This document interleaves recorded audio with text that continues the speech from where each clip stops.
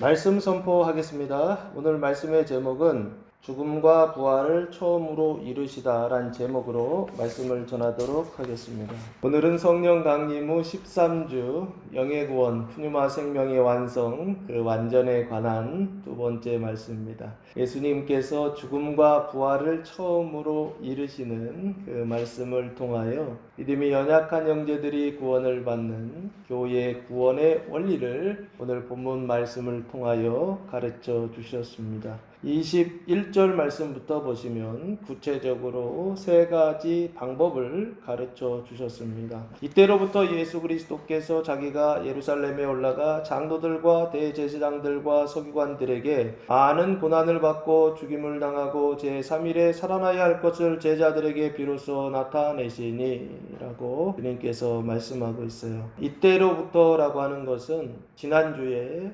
예수님께서 너희는 나를 누구라 하느냐 라고 그렇게 물으셨는데, 그때 베드로가 주는 그리스도시요 살아계신 하나님의 아들이십니다 라고 고백했던 그 베드로의 고백 이유, 이때로부터 라는 뜻입니다. 그래서 그 베드로의 고백은 두 가지 의미가 있다라고 말씀드렸어요. 그리스도라고 하는 고백과 하나님의 아들이라고 하는 이 두 가지 고백이었는데, 그리스도라고 하는 고백은 거룩하게 하시고 완전하게 하시는 그리스도의 일을 말하는 것이고, 그리고 살아계신 하나님의 아들이라고 하는 것은 생명의 시작이다라고 그렇게 말씀을 드렸습니다. 그래서 예수님은 누구냐? 생명의 시작이시면서 또한 생명의 성장이시고 생명의 완성, 영생이시다. 그 일을 하시는 분이 예수님이시고 예수님에 대하여서 베드로가 고백한 것이다 라고 지난주에 설명을 드렸습니다. 이때로부터 베드로의 고백 그 이후로부터 예수님께서 제자들에게 비로소 나타내셨다라고 하는 것입니다. 나타내신 장소가 어디냐면 예루살렘에 올라가 그러시죠. 지금 장소는 고백했던 장소입니다. 빌립보 가이사랴라고 하는 지역에서 이것을 나타내셨어요. 그래서 이 빌립보 가이사랴는 요단강이 시작되는 발원지다라고 그렇게 말씀드렸죠. 예수님께서 그곳에서 생명이 시작되는 그곳에서 지금 이것을 나타내셨다라고 하는 것입니다.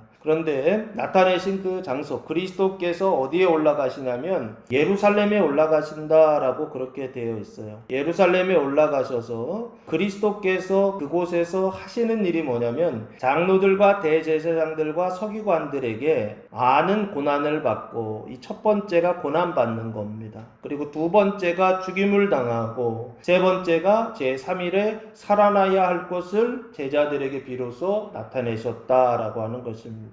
결국에 지금 주님께서 하시는 일이에요. 그리스도께서 하시는 일인데 세 가지죠. 많은 고난을 받고 죽임을 당하고 제3일에 살아나야 하는 것, 부활하는 것, 이 세 가지를 제자들에게 나타나셨다라고 하는 것입니다. 근데 이 세 가지는 누가 하시는 일이냐면 예수님께서 하시는 일이요 그리스도께서 하시는 일입니다. 이 세 가지를 통하여서 지난주에 예수는 그리스도다라고 말씀드렸는데, 그 그리스도, 예수님께서 그리스도로서 하시는 일이 무엇인지를 오늘 설명하고 있더라는 거예요. 이 21절은 그래서 예수가 그리스도라고 하는 것은 존재의 상태를 설명한다면, 오늘 이 21절은 그 그리스도께서 하시는 일이 무엇인지를 지금 예수님께서 나타내셨다라고 하는 것입니다. 그리스도께서 하시는 일은 뭔가요? 고난을 받고 죽임을 당하고 제3일에 살아나야 하는 것입니다. 이게 주님께서 하시는 일이다라고 하는 것입니다. 그런데 누구한테 이런 일들을 당하느냐라고 했을 때 장로들과 대제사장들과 서기관들에게 당한다 그러셨어요. 장로들, 대제사장들, 서기관들은 그 사내들인 공회의 회원들입니다. 수장이 누구냐면 대제사장, 제사장 중에 가장 큰 제사장 해서 대제사장이 의장이 되고, 그리고 그 회원들이 70명의 회원들이 있는데 크게 보면 세 가지 종류가 있어요. 장로들과 제사장들과 서기관입니다. 그래서 여기 보시면 장로들, 제사장, 서기관, 그 제사장 중에 대제사장, 이 사람이 바로 누구냐면 의장이다라고 그렇게 보시면 돼요. 그래서 이 산헤드린 공회에는 크게 제사장 그룹 12명 정도가 있고요. 이 제사장들은 어디에서 일하는 사람들이냐면 예루살렘 성전을 중심으로 해서 하나님의 일을 하는 사람들이에요. 그리고 서기관이라고 되어 있는데 이 서기관들은 서기, 기록하는 사람들입니다. 뭘 기록하냐면 율법을 기록해요. 그래서 율법을 기록하고 율법을 연구한다 하여 율법학자라고 그렇게 부릅니다. 그 율법학자를 이스라엘 사람들은 랍비라고 불러요. 선생님이라고 해서 랍비. 그러니까 제사장 그룹과 크게 보면 율법학자, 서기관 그룹, 이 두 그룹과 그 가운데 하나가 더 있는데 장로들이라고 하는 그룹이 있습니다. 이 장로들은 각 지파의 원로들이다, 귀족들이다 라고 그렇게 보시면 됩니다. 이스라엘은 12지파가 있는데 그 12지파의 귀족들, 대표자들, 그 대표자들이 산헤드린 공회라고 하는 곳에 들어와 있어요. 그래서 오늘 예수님께서 세 가지 일을 당하시는데 그 세 가지 일을 당하실 때 그 가해하는 사람들이 바로 누구냐면 장로들과 대제사장들과 서기관들, 이스라엘의 마지막 결정권자라고 봐도 되지 않을까라는 생각을 해요. 이 사람들에게 고난을 받고 죽임을 당하고 결국에는 제3일에 살아나야 할 것을 제자들에게 비로소 말씀하셨다라고 하는 것입니다. 결국에 예수님께서 지금 나타나신 것은 한마디로 얘기하면 그리스도의 일이요, 세 가지로 구분해서 설명하면 많은 고난을 받고 죽임을 당하고 그리고 제3일에 살아나는 일입니다. 그런데 예수님이 일을 왜 하실까요? 고난받고 죽는다는 것은 십자가를 얘기하는 것이고 다시 살아나는 것은 부활을 얘기하시는 건데 그 죽음과 부활을 예수님께서 말씀하셨어요. 그리스도의 일은 뭐냐? 하나님께 기름 부음 받은 자가 해야 되는 일은 뭐냐? 라고 했을 때 그 기름 부음 받아서 하는 그 일이 그 몸을 주님께 바치는 거고 그 몸을 하나님께 드리는 건데 그 몸을 하나님께 드리는 게 뭐냐라고 했을 때 죽는 것과 다시 사는 것이라고 예수님 말씀하신다라고 하는 거예요. 이게 그리스도께서 하시는 일이요, 이게 메시아가 하는 일이요, 이 일을 통하여 하나님의 일을 지금 하고 있다라고 하는 걸 예수님 말씀하시는 거예요. 그러면 예수님께서 왜 이 그리스도의 일을, 메시아의 일을, 기름 부어진 그 일을 하시는 것일까요? 이 일을 통하여 구약이 끝나고 신약이 시작되기 때문에 그렇습니다. 이 일을 통하여서 세상이 구원을 받기 때문에 그래요. 아담과 하와가 타락해서 죄와 사망이 다스리는 세상이 되었는데 그 세상 속에 있는 종노릇하는 그 사람들을 구원하시기 위하여 그리스도께서 구원하시는 일, 기름 부음 받는 일, 그 일이 바로 뭐냐? 하나님의 일이 뭐냐? 그리스도의 일이 뭐냐? 그게 바로 고난받고 죽는 일이다 라고 하는 일. 그 고난받고 죽는 일을 통하여 세상이 구원을 받고 그 고난받고 죽는 일을 통하여서 오늘 본문에 등장하는 제자들, 믿음이 연약한 제자들이 예수님을 통하여서 구원을 받게 되더라 라고 하는 것입니다. 그래서 결국에 크게 확대하면 온 세상 온 인류의 구원을 위하여 예수님께서 십자가에 달려 돌아가시는 것이지만 이 그리스도의 일을 통하여 조금 축소하면 누가 구원을 받느냐? 교회 안에 들어와서 예수 믿고 구원받았으나 아직 믿음이 연약하여 정결하지 못하고 거룩하지 못하고 구원은 받았지만 여전히 그리스도인답게 살지 못하는 사람들, 이 사람들, 이 형제들, 이 신앙인들이 구원을 받는 그 일을 위하여 예수님께서 이 일을 하신다. 그리스도께서 이 일을 하신다는 것입니다. 자기 몸속에 그 의와 생명을 담아 오셔서 그래서 이 세상에 오셔서 그것을 깨뜨리셔서 그것을 고난받으시고 죽으심으로 그것을 세상에 나눠주시는 방식으로 세상을 구원하신다. 그게 그리스도의 일이다 라고 하는 것을 예수님께서 비로소 제자들에게 가르쳐 주신 것이 아닌가. 그래서 21절은 그리스도의 일이다. 이 그리스도의 일은 믿음이 연약한 형제들이 구원받는 일이요, 또한 교회가 건축되고 건설되는 세워지는 일이다, 원리다, 방법이다라고 예수님께서 가르쳐 주셨어요. 그때 22절 말씀해 보시면 베드로의 태도가 나옵니다. 베드로가 예수를 붙들고 항변하여 이르되 주여 그리 마옵소서, 이 일이 결코 주께 미치지 아니하리이다. 이 베드로는 페트로스 바이라고 하는 뜻입니다. 예수님을 붙들었다 그러죠. 붙들고 항변하여 이르되 그랬어요. 이 항변하다라고 하는 단어는 에피티마오라고 하는 단어입니다. 비난하다, 책망하다, 금하다, 그리고 훈계하다라고 하는 이런 뜻도 있어요. 그러니까 예수님을 붙들고서 반대하면서 하지 말라고 금하는, 훈계하는 그 일을 지금 베드로가 예수님을 붙들고 했다는 것입니다. 그런데 어느 쪽에서 했을까 봤더니 23절에 예수께서 돌이키시며 베드로에게 이르시되, 그렇게 되어 있어요. 돌이키시다라고 하는 건 베드로가 뒤에서 붙잡고 있었던 것 같아요. 그래서 예수님께서 뒤로 돌이키시면서 베드로에게 사단아 그러시거든요. 그러면 당연히 22절에 항변할 때도 베드로가 앞에서 예수님을 붙들고 항변한 게 아니에요. 예수님 뒤에서 예수님을 붙들고 지금 항변하고 있는 것입니다. 예수님을 붙들고 앞에서 말 못하고 뒤에서 항변하고 있어요. 그 항변의 내용은 뭐냐면 주여 그리 마옵소서 그래요. 예수님을 주님이라 부르고 있어요. 퀴리오스라고 되어 있는데요. 권위에 있어서 최종 결정권자, 그래서 왕이나 통치자라고 하는 뜻입니다. 주여 그리 마옵소서, 이 그리 말라라고 하는 단어가 헬레오스라고 하는 단어를 사용했는데 선호하다, 선택하다는 뜻이에요. 그러니까 선호하거나 선택하지 말라라고 하는 뜻입니다. 그리 말라라고 하는 것은 그거 나쁜 일이니까 그거 선택하지 말라는 거예요. 나쁜 일이니까 그거 좋아하지 말라는 것입니다. 그러니까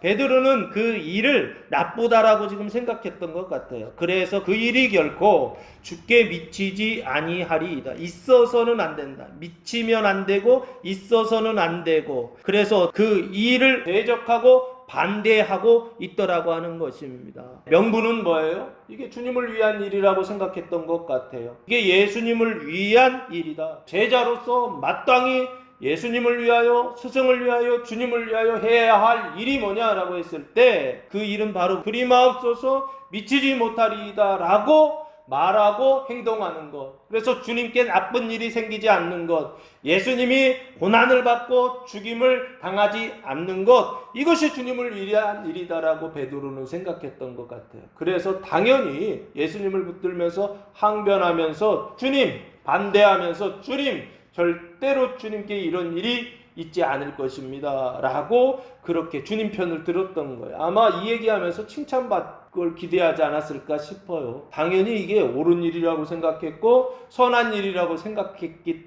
때문이지 않을까 싶어요. 자기가 이게 잘하고 있다고 생각하니까 이렇게 목소리 높여서 할 수 있는 것이죠. 베드로가 지금 이런 상태가 아닌가 싶어요. 주님을 위한 일이다라고 베드로는 아주 담대하게 항변을 합니다. 그때 예수님께서 23절 이렇게 답변하세요. 23절부터 형제가 구원을 받는, 교회가 구원을 받는 그 원리, 그 방법이 이제 나옵니다. 23절부터 보시면 예수께서 돌이키시며 베드로에게 이르시되, 돌이키신다 그랬죠? 반대로 몸을 돌리는 것입니다.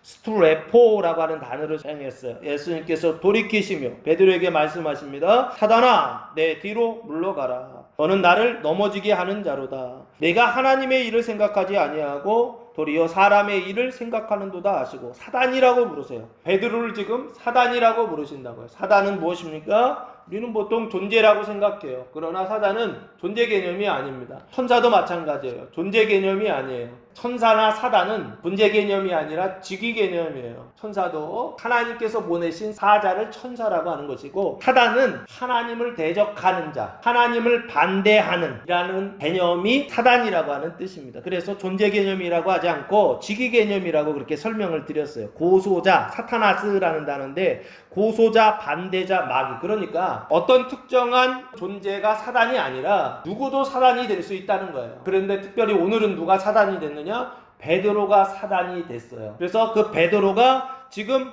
주님을 위하여서 이렇게 말씀을 드렸는데, 예수님은 베드로를 향하여서 네가 사단이다 라고 말씀하고 있다고요. 네가 사단의 상태에 있다 라고 말씀하신다고요. 그러면서 사단아 내 뒤로 물러가라. 예수님 뒤로 물러가라. 떠나가라는 거죠. 그러면서 너는 나를 넘어지게 하는 자로다 라고 그래요. 너는 누굽니까? 눈으로 볼 때는 베드로죠. 그런데 그 너는 누굽니까? 예수님을 붙들고 항변하고 있었던 그 너를 얘기하는 거예요. 그게 사단이죠. 그러니까 베드로이면서 사단인 거죠. 너는 예수님을, 여기서 나는 눈에 볼 때는 3차원에서는 예수님이지만 신앙적으로 보면은 누굽니까? 그리스도이죠. 그리스도의 일, 하나님의 일을 하는 그 그리스도를 넘어지게 하는 자다라고 그렇게 말씀하고 있어요. 넘어진다라고 하는 단어가 스칸달론이라고 하는 단어입니다. 뜻은 덧올감이 죄에 빠지게 하는 것, 뭐 이런 뜻이에요. 함정 이런 뜻인데 우리 영어로 스캔달 하지 않습니까?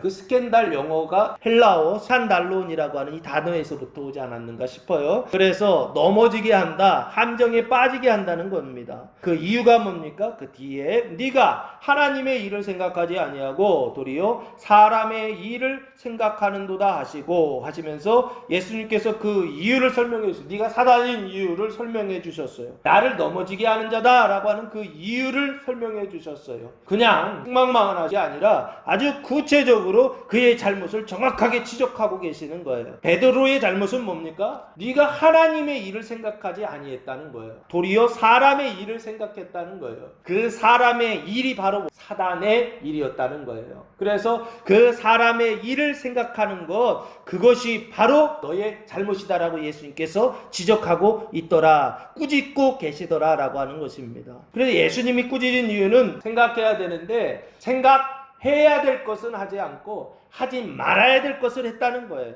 해야 될 게 뭡니까? 하나님의 일을 생각해야 되죠. 근데 그거 안 했다는 거예요. 그리고 사람의 일을 생각하지 말아야 되는데 그걸 생각했다라고 하는 것입니다. 근데 그 사람의 생각이 사단의 생각이다라는 거예요. 그럼 반대로 얘기하면 믿음이 연약한 형제들이 구원을 받고 교회가 구원을 받는, 교회가 건설되고 건축되는 그 방법이 뭐냐, 수단이 뭐냐라고 했을 때 지금 베드로가 말한 것에, 베드로의 그 잘못에 대하여 예수님 지적하신 것, 그 잘못을 반대로 생각하면 그것이 바로 형제가 구원을 받고 교회가 구원을 받는, 교회가 굳건하게 건축되는 첫 번째 원리가 된다는 거예요. 생각하는 거예요. 사람의 일을 생각하지 않는 거예요. 하나님의 일을 생각하는 거예요. 그 하나님의 일이 뭡니까? 오늘 예수님이 21절에 말씀하셨던 그리스도의 일이에요. 고난받고 돌아가시는 일이요. 고난받고 죽는 일이요. 고난받고 별세하는 일이요. 이 일이 바로 그리스도의 일이요. 이것이 바로 하나님의 일이요. 이 원리를 통하여서 온 세상이 구원을 받고 정결하게 되고 거룩하게 되고, 특별히 오늘 교회 안에 있는 믿음이 연약한 형제들이 구원을 받고, 그래서 교회가 튼튼하게 건축되는 첫 번째 방법이다라고 예수님께서 말씀해 주셨던 것입니다. 그래서 두 번째 24절 말씀해 보시면 교회의 구원의 원리 두 번째가 나오는데, 24절 이에 예수께서 제자들에게 이르시되 누구든지 나를 따라오려거든 자기를 부인하고 자기 십자가를 지고 나를 따를 것이니라 라고 예수님 말씀해 주셨어요. 이에 라고 하는 단어가 그때라는 뜻입니다. 그때 예수께서 제자들에게 이르시되, 그 제자들은 어떤 제자들입니까? 23절까지는 지금 베드로에게 말씀하시죠. 근데 대상이 바뀌어요. 베드로에서 제자들에게 대상이 바뀌어요. 그래서 24절 이후부터는 제자들에 대한 이야기입니다. 근데 이 제자들은 어떤 제자들일까요? 베드로가 대표자라고 보시면 됩니다. 똑같이 사람의 일을 생각하는 제자들이다라고 그렇게 보시면 되지 않을까 싶어요. 그래서 사람의 일을 생각하는 제자들에게 이르시되 누구든지 나를 따라오려거든 자기를 부인하고 자기 십자가를 지고 나를 따를 것이니라 라고 말씀하셨어요. 사람의 일을 생각하지 않는 게 첫 번째 교회가 구원받는 원리라고 한다면, 두 번째는요 따르는 것인데, 누구든지 조건이 없습니다. 나이로 제한하거나 신분으로 제한하거나 성별으로 제한하거나 차별이 없어요. 제한이 없고 누구든지 나를, 예수님을 따라오려거든 자기를 부인해야 된다. 첫 번째는 자기를 부인하는 것입니다. 자기를 부인하고 두 번째는 자기 십자가를 지고 나를 따르는 것이다 라고 그렇게 말씀하셨어요. 이게 두 번째 방법입니다. 교회 구원의 시작이 23절이라면 24절은 교회 구원의 과정, 믿음이 연약한 형제들이 구원받는 그 과정을 지금 설명하고 있는 것 같아요. 믿음이 연약한 형제들이 구원받기 위해서는 제자들이 자기를 부인해야 된다라고 예수님 말씀하세요. 그 자기를 부인하는 것을 아파르네오마이라고 하는 단어를 사용했는데, 그 아파르네오마이는 뭐냐면 거절하고 금하는 것인데, 아주 분명하게 단호하게 거절하고 금한다라는 뜻이에요. 자기를 부인한다라고 하는 것은 자기의 생각을 부인하는 거예요. 그 자기의 생각, 사람의 생각은 무엇입니까? 많은 고난을 받고 죽임을 당하는 그리스도의 일을 반대하는 그 자기 생각이죠. 그 얘기는 무슨 얘기예요? 고난받지 않는 거, 이게 사람의 생각이지 않습니까? 그리고 죽임을 당하지 않는 거, 이게 사람의 생각이라고요. 그 자기의 생각을 부인하는 거예요. 그것을 거절하는 거예요. 우리를 구원하시기 위하여, 믿음이 연약한 형제들을 구원하시기 위하여, 교회를 구원하시기 위하여 하나님께서 하시는 일이 뭐냐라고 했을 때, 하나님의 일을 생각하게 하시고, 두 번째는 이 일이에요. 자기를 부인하게 하신다는 것입니다. 이게 하나님께서, 그리스도께서 하시는 일이에요. 우리는 끝까지 어떻게 합니까? 자기를 늘 시인하는 거예요. 고난받는 거 싫어하고, 귀찮은 거 싫어하고, 누가 잔소리하는 거 싫어하고. 그래서 하나님께서 하나님의 일을 하시기 위하여서 하나님의 사람들, 하나님의 사자들을 보내주시는데, 그게 바로 누구입니까? 자녀들에게는 부모를 보내주시고, 아내에게는 남편을 보내주시고, 남편에게는 아내를 보내주시고, 그리고 며느리에게는 시어머니를 보내주시고, 시어머니에게는 며느리를 보내주셔서, 그래서 예수님 원수가 자기 집안 식구다라고 말씀하셨던 것입니다. 왜 자기 집안 식구들이 서로 사랑하고 화목해야 되는데 자기 집안 식구들을 원수가 되게 하시느냐 말이에요. 그 원수되는 그 일을 통하여서 자기를 부인하게 하시더라는 것입니다. 세상에 태어나서 죽을 때까지 하나님은 끊임없이 자기를 부인하게 하시는 일을 하실 거예요. 여러분의 삶 속에 끊임없이 고난을 주실 거예요. 많은 고난을 주실 거예요. 견딜 수 없는 고난을 주실 거예요. 그 고난을 주시는 것은 다른 게 아니라고요. 우리는 지금 사단이 준다라고 생각하는데, 코로나19도 사단이라고 생각해서 극복해야 된다, 이겨야 된다 이렇게 말하는데, 정말 그런지 한번 생각해 봐야 된다고. 하나님이 일하시는 방식, 하나님의 뜻, 하나님의 경륜을 보면 우리가 이해할 수도 없고 우리가 받아들일 수도 없는 방식으로 하나님은 끊임없이 하나님의 백성들을 구원하시기 위하여 일하시더라는 거예요. 귀찮게 하시더라는 거예요. 고난받게 하시더라는 거예요. 힘들게 하시더라는 거예요. 그래서 결국에는 자기를 부인하게 하시더라는 것입니다. 그 자기의 생각을 부인하게 하셔서, 고난받기 싫어하는 자기를 부인하게 하셔서, 아주 그것을 금하게 하셔서, 그리스도께서 그 일을 하시는 것처럼 그리스도를 우리 안에 영접한 우리들은 똑같이 그리스도께서 우리 안에서 그 일을 하신다고요. 무슨 일이요? 주님이 하셨던 그 일이요. 그 일을 우리 안에서 똑같이 오시면 자기를 부인하게 하신다라고 하는 것입니다. 그리고 두 번째는 자기 십자가를 지게 하신다는 거예요. 그 자기 십자가를 지는 건 뭡니까? 자기를 부인하는 게 존재의 상태라고 하면, 이 자기 십자가를 지는 것은 행동의 상태를 얘기하는 거예요. 마음으로는 자기를 부인하게 하고 행동으로는 자기 십자가를 지고 예수님을 따르게 하더라는 것입니다. 그 고난받는 것을 기뻐하는 것이죠. 고난받는 것이 내게 유익이라 고백하게 하시는 것이죠. 그러면서 자기 십자가를 지고 기쁨으로 감사함으로 그 길을 따랐던 제자들과 사도들과 같이 우리도 지금 여기에서 주님께서 일하심으로 인하여 그 길을 걸어가게 하시더라라고 하는 것입니다. 그래서 자기 십자가를 지고 라고 할 때 그 자기는 사람의 일을 생각하는 자기고, 그 십자가는 그 자기가 죽는 자리죠. 그러나 아직 죽지는 않았어요. 그 죽는 그 자리까지 자기 십자가를 지고 나를 따르라 라고 하는 것은 죽지 않고 그 죽음의 마지막 자리까지 주님을 따르게 하신다라고 하는 거예요. 이게 바로 두 번째 형제들이 구원을 받는 구원의 원리요. 교회가 건축되는, 교회가 세워주는 그 두 번째 원리요 방법이다라고 하는 것입니다. 제자들의 부인과 제자들의 그 십자가를 지고 따르는 그 일을 통하여 형제들은 구원을 받고 또한 교회는 건축되더라라고 하는 것입니다. 교회 안에 믿음이 강한 성도들이 성도들이, 예수님과 같은 그리스도의 상태, 의와 생명의 상태에 있는 성도들이 자기를 부인하지 않고 자기 십자가를 지지 않는다고 한다면 그 교회는 무너질 것입니다. 건축될 수가 없어요. 그러나 교회 안에 있는 성도들이 자기를 부인하고 자기 십자가를 지고 주님을 따르게 하실 때 기쁨으로 순종하며 나아간다면, 믿음으로 나아간다면 그 교회는 정말 주님의 참된 교회로 아름답게 건축될 것입니다. 특별히 보면 남자나 여자나 고난이 있어요.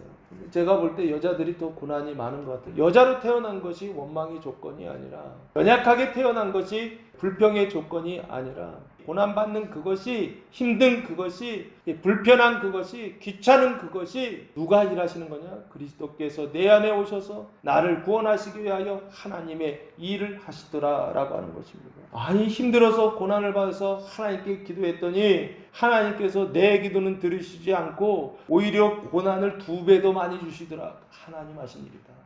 그걸 말씀드리는 것입니다. 무엇을 위하여? 자기를 부인하고 자기 십자가를 지게 하셔서 결국에 자기 구원의 완성을 향해 나아가고, 또한 자기를 깨뜨려서 믿음이 연약한 형제들을 구원하고 교회를 건축하는 그 일을 위하여 주님께서 그 일을 하시더라라고 하는 것입니다. 이것이 시편 105편 말씀에 보시면 주님께서 하셨던 일들이 나옵니다. 23절부터 보시면 이런 말씀이 나와요. 이에 이스라엘이 애굽에 들어가며 야곱이 함의 땅에 나그네가 되었도다. 여호와께서 자기의 백성을 크게 번성하게 하사 그의 대적들보다 강하게 하셨으며, 또 그 대적들의 마음이 변하게 하여 그의 백성을 미워하게 하시며 그의 종들에게 교활하게 행하게 하셨도다 하시면서 여호와께서 하신 일을 설명하고 있어요. 주님께서 하신 일이 여기 보시면 애굽에 들어가게 하신 것도 여호와께서 하신 일이고, 함의 땅에서 나그네가 되게 하신 것도 여호와께서 하신 일이고, 백성을 번성하게 하신 분도 여호와께서 하신 일이고, 24절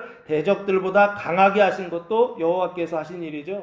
여기까지는 그래도 받아들일 만해요. 25절 또 그 대적들의 마음을 변하게 하여 그의 백성을 미워하게 하신 것도 여호와께서 하신 것이요, 그의 종들에게 교활하게 하신 것도 여호와께서 하신 일이다. 지난주에 그 미워하고 교활하게 하셔서 결국에 애굽 왕 바로가 한 일이 무엇이었습니까? 첫 번째는 노역이었고, 출애굽기 1장과 2장 말씀을 통해서 말씀드렸죠. 두 번째는 무엇이었습니까? 영아살해였고, 그리고 2장 1절부터 10절까지였나요? 모세가 태어났는데 모세를 어떻게 하라는 거? 버리라고 그랬죠. 이거 뭐라고 그러는 거예요? 태어난 영아를 나일강에 버리게 하는 거. 이거 뭡니까? 이거 육이죠. 그러니까 세 가지예요. 이스라엘의 노역과 영아 살해와 영아 유기, 그 하는 일들이 있었다고 성경에 기록되어 있거든요. 근데 그게 미워해서 한 거예요. 근데 그 미워하게 하신 분이 누구라고 그러냐면 하나님이 하셨다라고 하는 거예요. 그래서 그것을 문자적으로 보면 이해가 안 되겠지만, 신앙적으로 보면 하나님께서 무엇인가, 마지막이죠, 출애굽을 위해서 하나님이 하시는 뭔가를 설명하고 있다고요. 눈에 보이는 표징을 통해서 눈에 보이지 않는 그 신앙의 그 구원을 하나님께서 설명해 주시고 메시지로 말씀해 주시는데, 그게 출애굽기 1장 2장에 기록되어 있더라는 것입니다. 오늘 여기 자기를 부인하고 자기 십자가를 지고 나를 따르는 거, 이게 좋은 일이에요, 나쁜 일이에요? 나쁜 일이에요. 많은 고난을 받고 죽기 바로 직전까지 그 십자가 지고 따르게 하시는 분이 바로 누구냐면 하나님께서, 여호와께서 그 일을 하신다는 거예요. 오늘 여러분이 고난을 받고 있다고 한다면, 오늘 여러분이 상상할 수도 없고 기대할 수도 없고 말도 안 되는 어떤 일들을 당하고 있다고 한다면, 그 일이 누가 하시는 일이냐?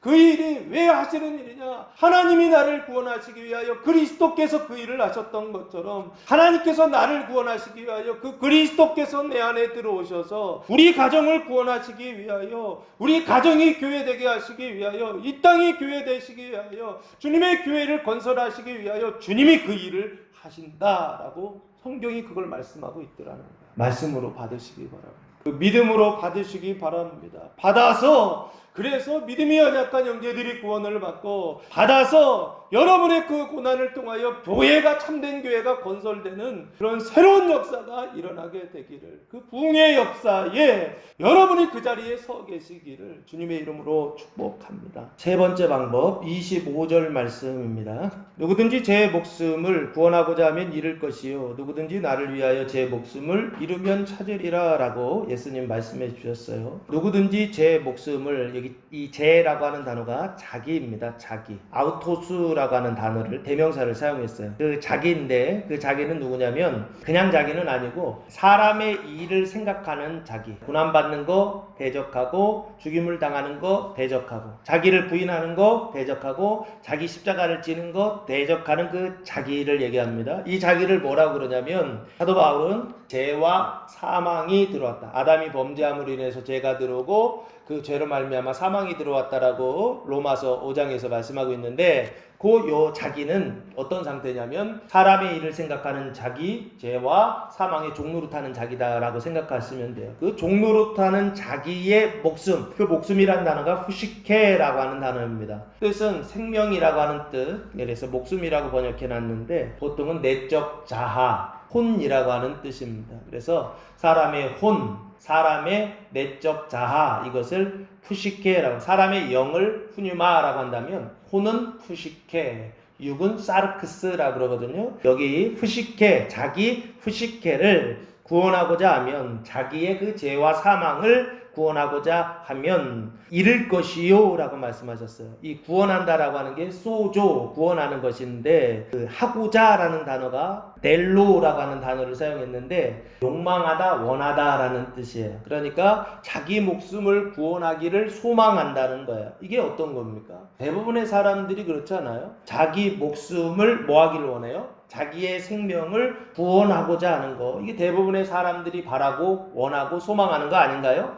그런데 그렇게 하면 어떻게 된다고요? 잃을 것이다 라고 말씀하셨고, 그리고 누구든지 나를 위하여 제 목숨을 잃으면 찾으리라 라고 그렇게 말씀하세요. 누구든지죠. 조건이 없어요. 나를 위하여, 예수님을 위하여. 그 예수는 누굽니까? 그리스도입니다. 그 그리스도를 위하여 제 목숨, 자기의 목숨을, 그 자기의 목숨은 아까 똑같은 하나님의 일을 생각하지 않는 그 자기입니다. 그 죄와 사망의 상태에 있는 그 자기의 목숨을 이번에 어떻게 하나요? 잃는다 그랬죠. 자기를 부인하고 자기 십자가를 지고 가는 것이 과정이라면, 이 읽는 것은 그 최종 마지막 끝의 모습을 보여주는 거예요. 자기가 끝나는 그 지점이요. 자기 목숨을 잃으면, 이 얘기는 죽으면이죠. 끝나면 이란 뜻이죠. 그러면 뭐한다? 찾으리라 라고 그렇게 말씀하셨어요. 그러니까 결국에 뭘 얘기하는 것입니까? 자기 목숨을 구원하고자 하면 잃을 것이요. 아폴리미라고 되어 있거든요. 이 아폴리미라고 하는 것은 파괴되고 멸망하는 건데, 어떻게 파괴되는 거냐면 완전히 파괴될 것이다 라는 뜻이에요. 또 완전히 파괴된다라는 게 뭐냐라고 했을 때, 우리 생각할 때 세상을 살면서도 인생이 완전히 무너졌어 뭐 이렇게 표현할 때도 있잖아요. 근데 그 정도 차원의 어떤 무너짐,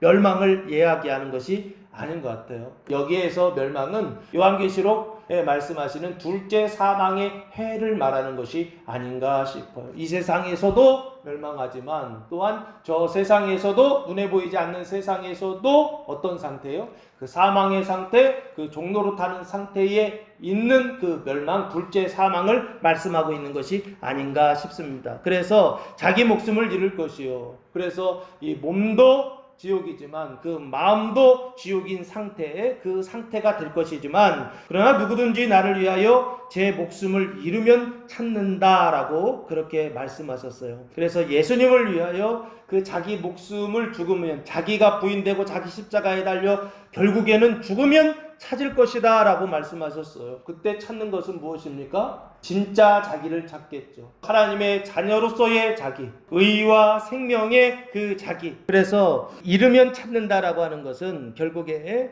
하나님의 일을, 사람의 일을 생각하는 자가 죽으면 하나님의 일을 생각하는 그 자기, 참된 자기죠. 그게 그리스도의 상태입니다. 그 그리스도가 에게이로 일어날 것이다 라고 예수님께서 말씀하고 있는 것이 아닌가. 그 에게이로의 상태를 성경에서는 뭐라고 말씀하고 있느냐? 창세기 2장에 낙원의 상태다라고 말씀하고 있고, 그리고 고린도전서 15장 44절 말씀해 보시면 부활에 대해서 설명하는데, 그리스도의 부활 설명하고 몸의 부활, 어떻게 부활하냐, 몸의 부활을 설명할 때 44절, 육의 몸으로 심고 신령한 몸으로 다시 살아나나니 육의 몸이 있은즉 또 영의 몸도 있느니라 라고 말씀하시면서 몸의 부활 설명하고 있고 신령한 몸의 부활 말씀하고 있는데, 이 몸의 부활을 저는 뭐라고 지금 설명하고 있느냐면 이게 바로 그리스도의 몸된 교회의 부활이다 라고 그렇게 말씀드리는 것입니다. 그래서 낙원이 어떻게 하냐면 일어날 것이고 낙원의 상태가 될 것이고, 그리고 또한 뭐가 되느냐면 교회가 그리스도의 몸된 교회로 건축되고 다시 일어나고 살아내게 될 것이다 라고 하는 것을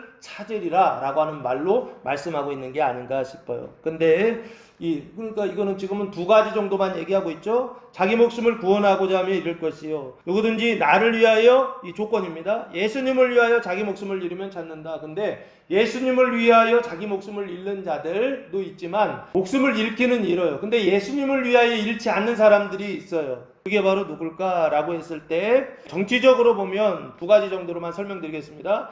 민주주의라고 하는 것이 있습니다. 그 민주주의를 위하여 목숨을 잃는 사람들이 있어요. 그리고 반대로 이 민주주의의 반대가, 민주라고 하는 게 백성 중심이잖아요. 그런데 그 이전에 있었던 건 뭐냐면 보통 이제 봉건주의죠. 그리고 독재주의라고 하는데, 보통 민주주의의 반대는 무슨 공산주의 뭐 이렇게 생각하는데 실제는 그렇지 않습니다. 민주주의의 반대는 봉건주의고, 그 봉건주의의 내용이 왕중심이거든요. 한 사람이 독재하는 거, 그게 독재주의예요. 독재주의. 민주주의를 위하여서, 아니면 봉건주의를 위하여, 독재주의를 위하여서 제 목숨을 잃는 사람들이 있다고. 아무 의미가 없어요. 절대로 낙원을 회복할 수 없고 절대로 그리스도의 몸된 교회가 건축될 수가 없어요. 그리고 또 하나가 있는데, 자기 목숨을 잃으면서도 교회가 건축되지 않고 형제가 구원받지 못하는 그런 무의미한 죽음이 있더라는 것입니다. 두 번째 죽음이 있는데, 이거는 이제 경제적인 형태의 어떤 죽음입니다. 그걸 뭐라고 하냐면 이제 자본주의라고 하는데, 경제적인 어떤 형태 구조에 있어서 이 자본주의가 있고, 그 자본주의는 무엇을 요구하냐면 자유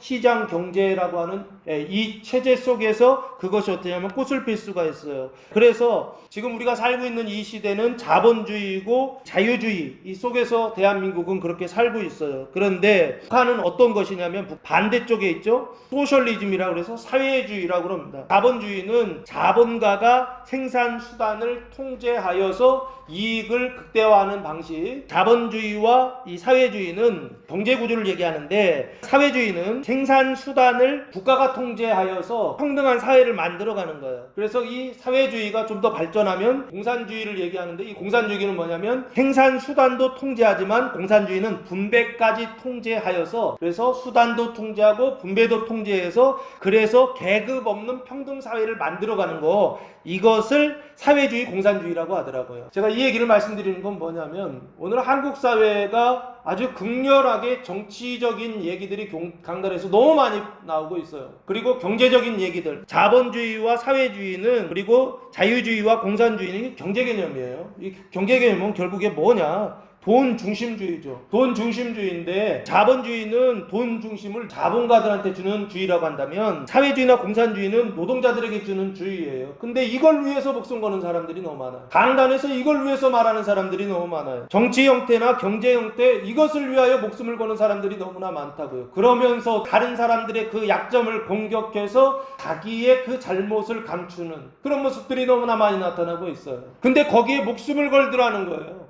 누가요? 세상 사람들은 원래 그렇다고 쳐요. 근데 교회 안에 있는 사람들이 그러고 있고, 목회자들이 그러고 있고, 장로들이 그러고 있고, 교회 권사, 집사, 성도들이 그러고 있다고요. 민주주의나 봉건주의나 자본주의나 사회주의나 자유주의나 공산주의나 사람들이 만들어낸 이 휴머니즘, 여기에 자기 목숨을 바치는 사람들이 너무나 많이 있더라는 거예요. 그런데 이 사람들은 찾는다 못 찾는다? 절대로 못 찾는다라고 하는 것입니다. 이 얘기에서는 못 찾는다고요. 우리가 우리가 그리스도인이 된 것은 이 얘기하려고 그리스도인이 된 게 아니라고요. 우리가 교회에 모인 것은 이거 말하려고, 이거 관심하려고 교회에 있는 게 아니라고요. 우리가 그리스도인이 되고 우리가 교회가 되고 교회를 건설하고 그 교회를 건축하기 위하여 수고하고 애쓰고 고난받고 십자가에 달려 죽기까지 자기 목숨을 잃는 것은 무엇을 위해서 하는 것이냐? 이걸 위해서 있는 게 아니라 주님을 위해서 목숨을 잃는 것입니다. 그때 누가 살아나느냐? 믿음이 연약한 형제들이 생명으로 살아날 것입니다. 참된 주님의 교회가 이 땅 위에 세워질 것입니다. 그 일을 위하여 우리가 힘써야 되는 것이 아닌가. 이게 세 번째 주님의 마지막 방법입니다. 오늘날 세상과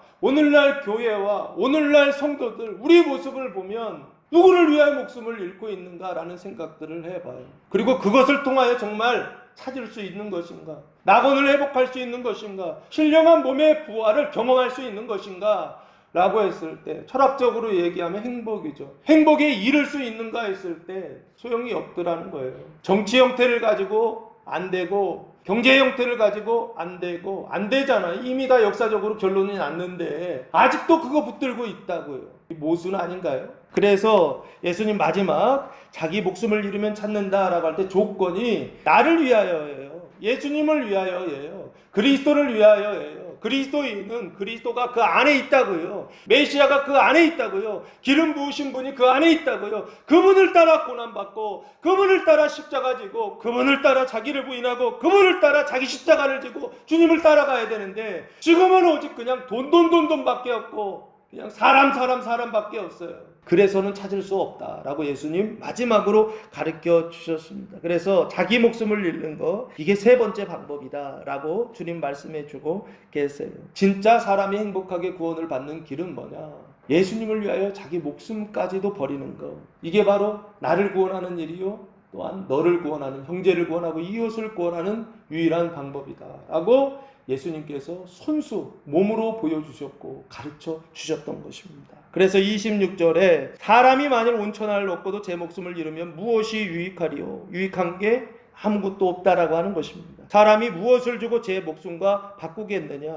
바꿀 수 있는 교환물, 이것도 없다라고 하는 거예요. 그만큼 목숨이 중요하다라고 하는 뜻이겠죠. 27절, 인자가 아버지의 영광으로 그 천사들과 함께 오리니, 오셔서 무슨 일을 하시느냐? 그때에 각 사람이 행한 대로 갚아주시겠다라고 말씀하세요. 이 인자는 누굽니까? 안드로포스 히오스라고 되어 있어요. 사람의 아들이란 뜻이에요. 사람의 아들은 보통 아담의 아들들을 얘기하거든요. 근데 창세기 3장에 아담과 하와가 타락해서 대부분 인자들은 죄와 사망의 종로로 타는 인자입니다. 그런데 이 인자는 예수님을 말하고, 이 인자는 그 죄와 사망이 없는 인자예요. 그분이 바로 누구세요? 예수님이십니다. 그 인자가 아버지의 영광으로 그 천사들과 함께 오신다 그러죠. 그때가 언제예요? 예수님 십자가에 돌아가신 이유죠. 부활하신 이유죠. 승천하신 이유죠. 달려 돌아가시고 부활하시고 승천하신 이후에 다시 오시는 거, 그걸 뭐라 그럽니까? 재림이라고 하지 않습니까? 그 재림하실 때 뭘 가지고 오느냐? 아버지의 영광을 가지고 온다고 되어 있죠. 이 아버지의 영광이 뭐예요? 이게 바로 그리스도께서 하신 일이잖아요. 그리스도의 영광, 그리스도께서 하신 일, 기름 부음 받아서 그래서 하시는 일, 그 생명을 나누는 일, 이게 바로 영광이에요. 영광이라고 하는 단어는 독사라고 하는 단어인데,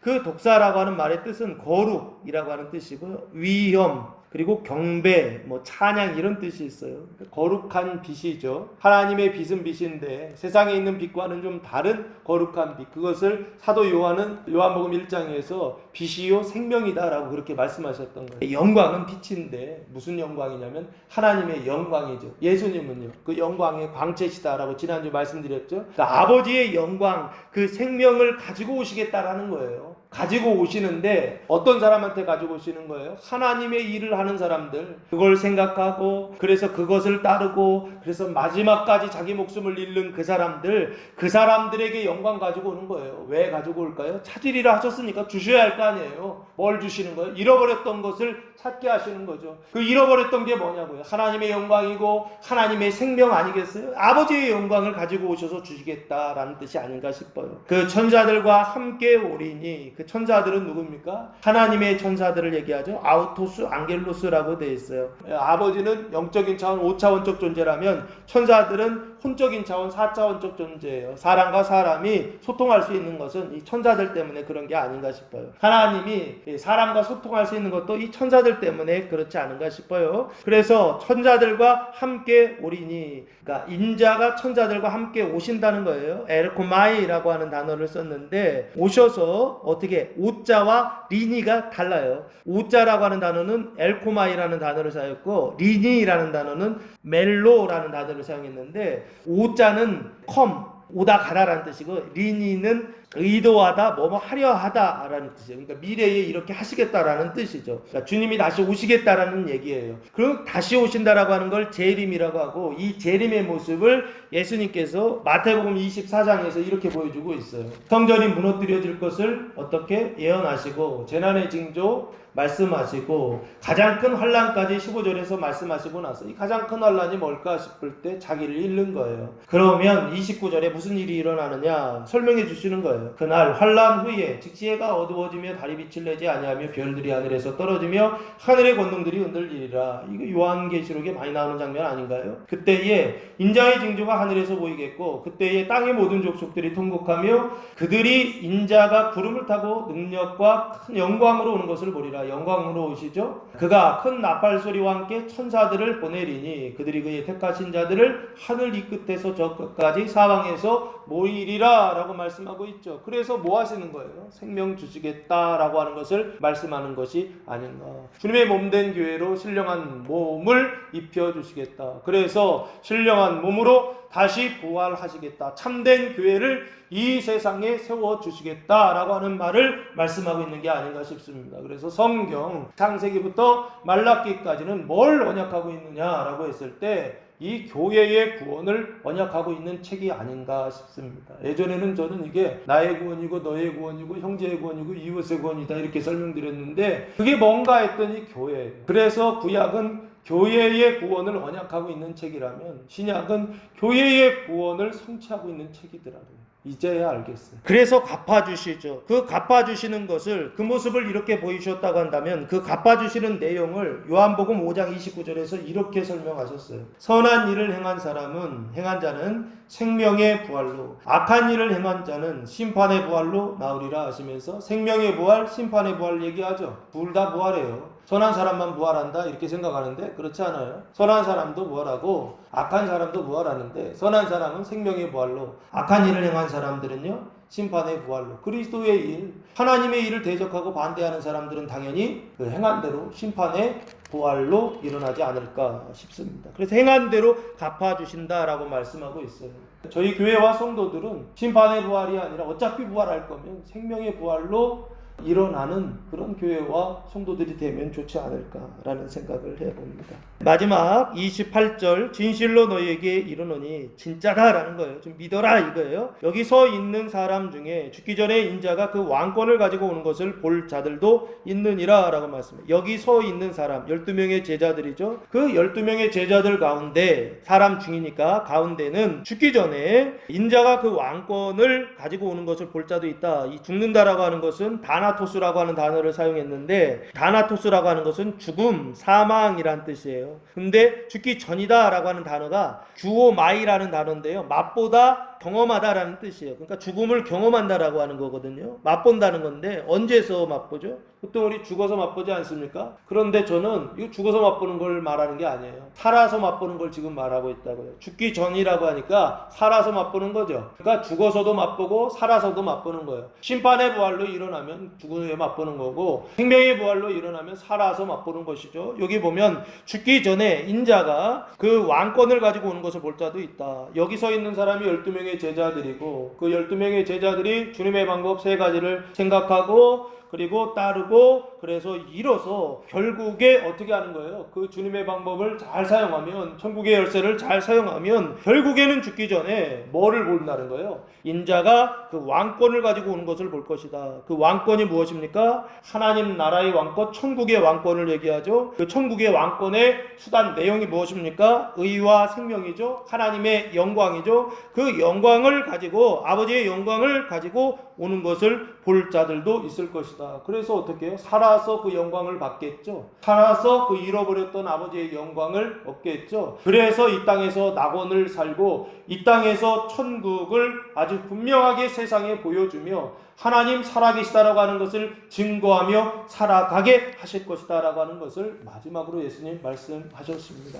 그러므로 사랑하는 성도 여러분, 믿음이 연약한 형제들이 구원을 받는 완전의 은총이 교회와 성도들의 가정과 여러분의 삶 속에 부어질 때 하나님의 일을 생각하고 자기를 부인하고 자기 목숨을 잃기까지 순종하고 복종하여서 주님의 참된 교회가 튼튼하게 건축되는 참된 교회가 이 땅에 이곳에 세워지는 한 주간 되시기를 예수님의 이름으로 축원합니다. 기도하겠습니다. 주님의 말씀을 따라 하나님의 일을 생각하고 자기 십자가를 지고 자기 목숨을 잃어서 믿음이 연약한 형제들이 구원을 받는 참된 생명의 교회가 이 땅에 이곳에 세워지게 하옵소서. 이제는 우리 주 예수 그리스도의 은혜와 하나님 아버지의 무한하신 사랑하심과 성령의 교통하심이 사랑하는 성도들 머리 위에와 가정 위에와 교회 위에 이제로부터 영원토록 함께 하시기를 간절히 축원하옵나이다. 아멘.